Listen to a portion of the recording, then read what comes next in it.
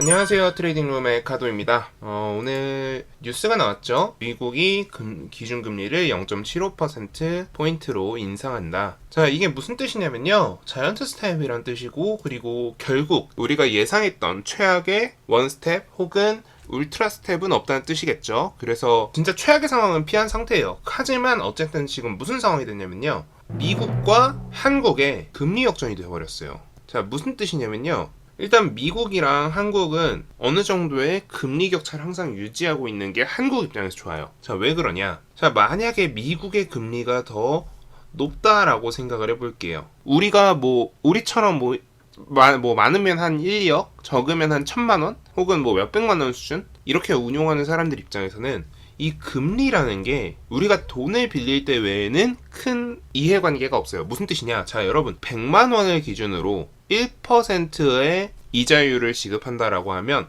1년에 10,000원이에요. 자, 이 10,000원, 1년에 10,000원이란 돈은요, 거의 없는 돈이나 다름이 없습니다. 자, 우리 점심 먹으면 얼마가 나가요? 10,000원이 나가요. 자, 근데 1년에 얼마를 번다고요? 10,000원을 번다고요. 자, 이렇기 때문에 이런 작은 사이즈에서는 이 10,000원이란 돈이 안 와닿습니다. 자, 그럼 언제 와닿느냐? 자, 이 100만 원이요. 100억이 되면 조금 얘기가 달라져요. 100억이 되면요. 1%라는 돈이 어떻게 되냐면 1억이 됩니다. 연간 1억? 얼마 안 되는 것 같은데 연봉이 1억이라는 숫자에 너무 익숙해져서 그러는데 이 연간 1억은요. 진짜 우린 아무것도 안 하고요. 그 어떤 리스크도 지지 않고 우리가 지는 리스크는 오직 하나예요. 은행이 파산할 위험. 자, 그런데 은행이 파산할 위험이 그렇게 높나요? 그렇게 높지 않아요. 자, 그리고 애초에 우리가 은행에 돈을 맡길 때 파산할 위험이 높은 은행에 돈을 맡기진 않겠죠? 그러니까 이 리스크가 거의 없다. 이 상태에서 돈을 맡기고 있는 거예요. 자, 그러고 보니까요. 이렇게 되니까 어떻게 돼요? 여기다가 돈을 맡기고 싶은데? 라는 사람의 심리가 생기는 거거든요. 자, 그리고 거기다 한 가지가 더 있어요. 뭐냐면요. 예를 들어서 가장 금리가 낮은 일본에서 한국에다가 돈을 맡긴다고 생각을 해볼게요. 자, 그러면 여기서 이자율 차이가 한 2% 정도가 나요. 그러니까 여기서 돈을 빌리고 여기다 돈을 맡기는 거에서요. 자, 그러면 어떻게 되냐면요.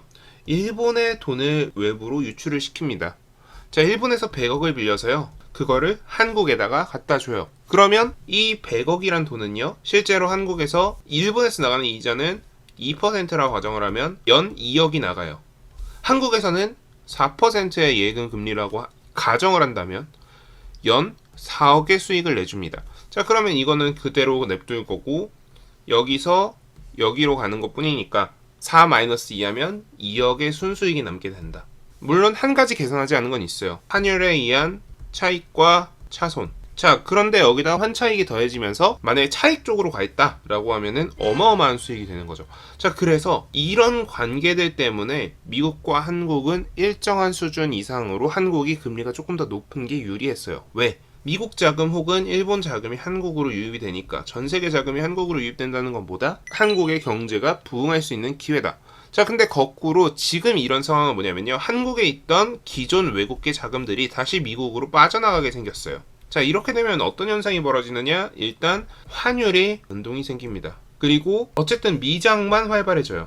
자, 그러면 미국이 금리를 올리는 게 안 좋은 거냐? 0.75%를 올린 게 안 좋은 거냐? 자, 일단 전체적인 시장에서 봤을 때 이 0.75%포인트라는 것은 솔직히 적당히 올린 것도 아니고 많이 올린 것도 아니고 그냥 약간 애매한 수치라고 생각하시면 될 것 같아요. 아싸리 0.5 혹은 1%포인트를 올리는 게 더 나았을 것 같긴 해요. 자, 그런데 우리 단순하게 당장 시장만 볼게요. 일단 1%포인트를 예상하고 있던 시장에서는 0.75%포인트를 올렸으니까 안도하고 있을 거예요.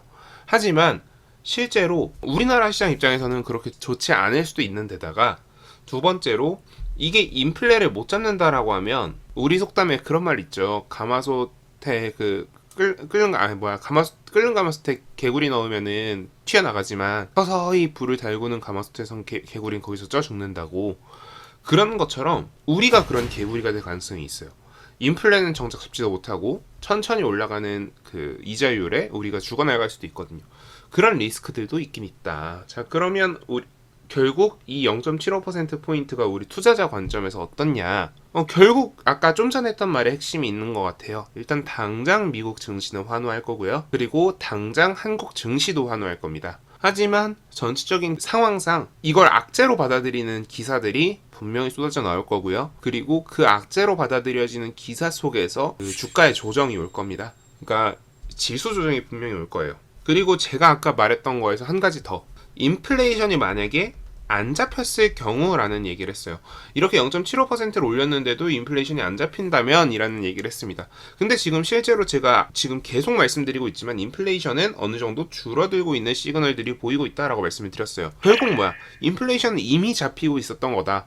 그래서 인플레가 잡히게 된다면 이 0.75%포인트를 올리는 것은 도움이 될 수도 있다라는 뜻입니다. 마지막으로 한 가지 좀 덧붙이자면요. 지금 미국은 기조가 일관돼요. 물론 조금씩은 바뀌지만 디테일은 바뀌지만 그 전체적인 큰 그림의 기조는 일관돼 있습니다. 자, 뭐냐면요. 일단 금리를 올려서 인플레를 잡자.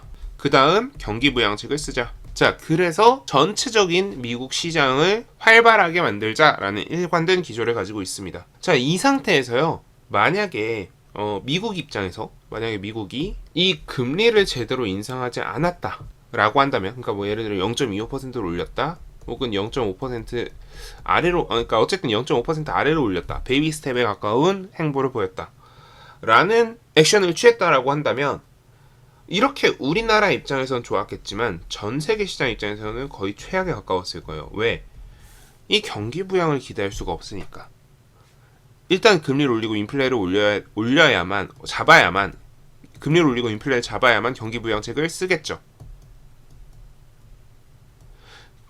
그러니까 지금 시장이 반등을 하는 것은 어떻게 보면은 이 경기 부양책에 대한 시장의 기대, 이런 거라고 생각할 수도 있을 것 같습니다. 네, 그래서 여러분들이 지금 금리가 변동하는 거에 대해서 시장에 어떻게 대응해야 될지 굉장히 약간 어려울 거예요. 아직 뭐 기준도 없고 이해도 잘 안 되고 그럴 수 있습니다. 하지만 생각만큼, 여러분들이 생각하시는 것만큼 시장이 힘든 상황은 아니니까요. 조금 기대를 갖고 천천히 매매해 보셨으면 좋겠습니다. 네, 오늘 영상 도움 되셨다면 구독, 좋아요, 알람 설정 부탁드리고요. 오늘도 트레이딩룸의 카도였습니다. 감사합니다.